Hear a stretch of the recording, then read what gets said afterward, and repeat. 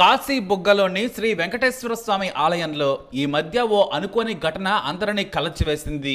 అది జరగకుండా ఉండాల్సింది. అయితే ఈ ఆలయం ప్రైవేట్ వ్యక్తుల నిర్వహణలో ఉందని ప్రభుత్వం ప్రకటించింది. అదేంటి, ఓ ప్రైవేట్ ఆలయానికి ఎంతమంది భక్తులు వచ్చారా అని అందరూ ఆశ్చర్యపోయారు. ఇలాంటి ఘటనలు ప్రభుత్వ ఆలయాల్లో కూడా జరిగాయి. ఇక్కడ విమర్శలకు సమయం కాదు, మరోసారి జరగకుండా చూసుకోవాలి. కానీ వేలాది మంది ఒకేసారి ఈ గుడికి ఎందుకు వచ్చారు? ఈ గుడి గొప్పతనం ఏంటనే తెలుసుకోవాలంటే దీన్ని నిర్మించిన భక్తుడి పేరు హరిముకుంద పండ.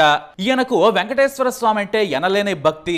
ఎంతలా అంటే కలలో కనిపించినా సరే తనివి తీరా ఆనందం పొందుతారు. కలియుగ ఇష్ట దైవం, పిలిస్తే పలికే దేవుడు వెంకన్నంటే చిన్నప్పటి నుంచి ఎంతో భక్తి. ఇంకా చెప్పాలంటే ఆయన కలియుగం అన్నమయ్య.